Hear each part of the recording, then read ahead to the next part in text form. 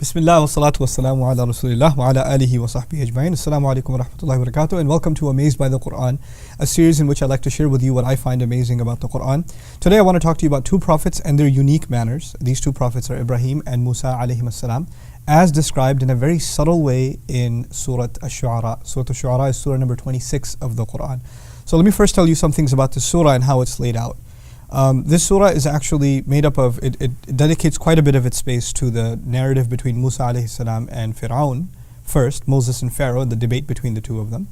And then it switches over and talks exhaustively about different prophets and how what they had to tell their people was identical.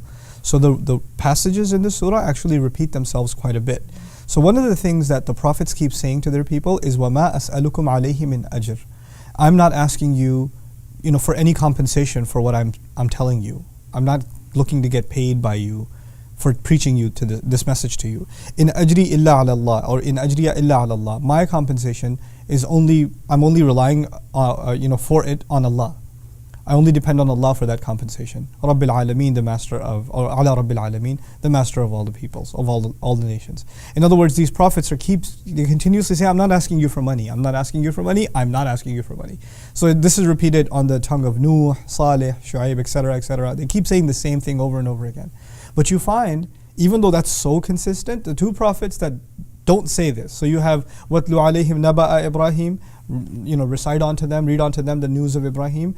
إِذْ قَالَ لِقَوْمِهِ لِأَبِيهِ وَقَوْمِهِ مَا تَعْبُدُونَ. When he said to his father and his people, what are you worshipping? So he didn't say, I'm not asking you for compensation like everybody else.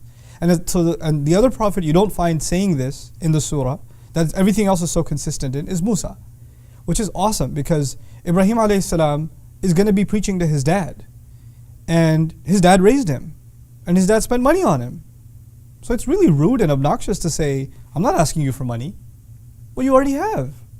I've already raised you. You've already lived under this house. Every night that you go to sleep under this roof is me spending money on you.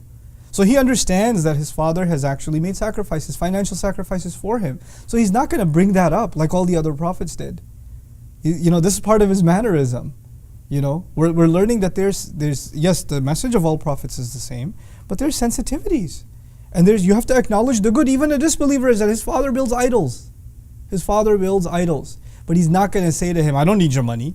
He's not going to talk to him like that. That's hurtful. That'll help you understand why even Musa wouldn't speak like that to Fir'aun. He's not going to come back after years, receive revelation up on a mountain, come back storming into the castle and say, I'm not asking you for money. Why not? Because he was raised there. He lived there his whole youth. He was taken care of, and his mom was taken care of.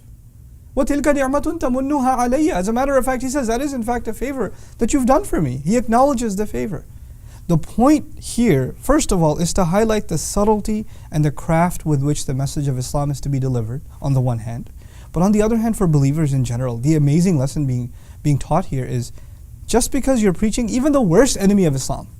These are two of the worst, right? This person is in charge of building idols for his people, and then, I don't have to describe to you how epic the evil of Fir'aun is.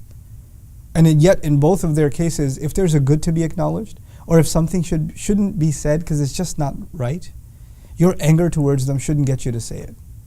And the strength with which you want to deliver the message to them shouldn't get you to just say something about them, or something to them that it's not befitting. Subhanallah. Our manners are timeless. The message is timeless, but the manners with which the message is to be delivered is also timeless. We can never compromise it. Don't get overzealous in trying to get a point across and say things you're going to regret, especially to loved ones, especially to family. That's when our our filter goes off, right? It's easy to get frustrated with family and say things that you would never say to anybody else. Never say to anybody else.